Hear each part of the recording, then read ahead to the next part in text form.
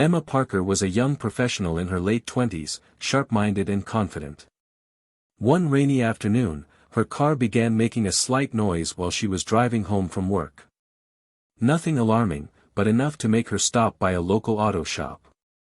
The shop, Brad's Auto Repairs, was run by a heavy-set man in his 40s, Brad, with a reputation around town for being rough but reliable. At least, that's what people thought. Emma pulled up and explained calmly, "I think my car has a minor noise in the brakes. Could you take a look?" Brad smirked the moment he saw her. A young woman, well-dressed, alone, to him, she looked like the perfect target. Brad popped the hood, glanced inside for barely a minute, then shook his head dramatically. "Oh no, miss. This is serious. Your brake system is shot, and I think your transmission might be failing too. You're looking at least $2,000 in repairs. Lucky you came in today."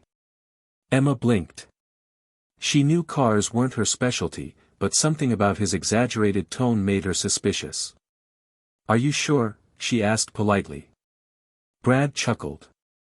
"Trust me, sweetheart. You'd never make it home safe otherwise." He expected panic. Instead, Emma smiled faintly.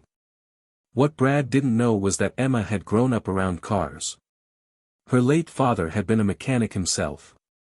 While she didn't work in the trade, she'd learned enough to recognize when someone was trying to pull a fast one. She played along. "Oh my, $2,000. That's a lot, but safety first, right? I suppose I don't have a choice." Brad's eyes lit up. He smelled easy money. "That's the spirit. I'll start the paperwork. Should be ready by tomorrow." Emma nodded. "Sure. Could I just get a written estimate, for my records?"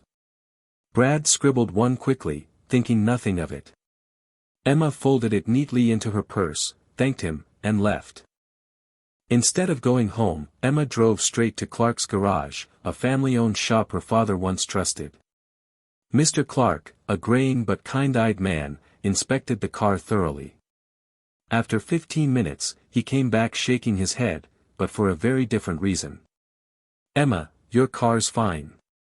Brake pads have a little wear, but nothing urgent. Transmission's in great shape. Whoever told you otherwise was lying." Emma's suspicion was confirmed. Now she wasn't just relieved, she was determined. "Thank you, Mr. Clark. Actually, would you mind helping me teach someone a lesson?" He chuckled knowingly. "Brad again?" Emma grinned. "Exactly." The next day, Emma returned to Brad's Auto Repairs, pretending to be worried. "So, did you start the repairs?" she asked. Brad puffed his chest. "Yes, ma'am. Already ordered parts. Shouldn't take long. Just need your approval to begin work officially." Emma pulled out her phone and pressed record, holding it casually at her side. "Brad, just to be clear," she said sweetly, "you're saying my brakes and transmission are failing, and I need $2,000 worth of work, correct?" Brad smirked, completely unaware. "That's right. I'm only looking out for your safety, miss." Emma's smile hardened. She pulled out Mr. Clark's written report and laid it on the counter. "Funny. Because another certified mechanic inspected the car yesterday. He found nothing wrong. Care to explain that on camera?" Brad's face drained of color. You had someone else look at it," he stammered. "Yes," Emma replied firmly. "And now I have proof you tried to scam me. I wonder what your other customers would think if they saw this video. Or the Better Business Bureau. Or maybe the local news." Brad's arrogance collapsed. He scrambled for words. "Now wait a minute, maybe I misread the issue. No harm done, right? We can forget this." Emma leaned closer, her voice sharp. "No, Brad. We won't forget this. You've probably cheated dozens of people who didn't know better.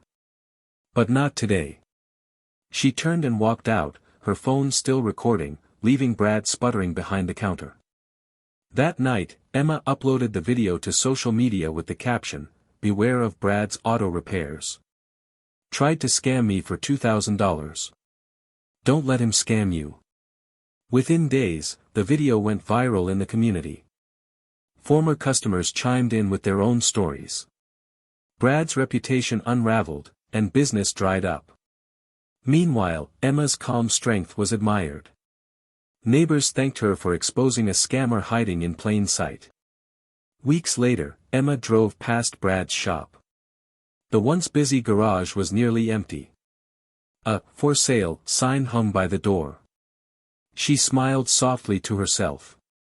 Not out of cruelty, but satisfaction. Justice wasn't always served in courtrooms, sometimes, it was served by refusing to stay silent. Because when someone lies for profit, sometimes the smartest thing you can do, is to outsmart them.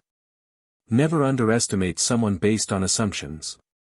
Honesty builds trust, but deceit always collapses under the weight of truth.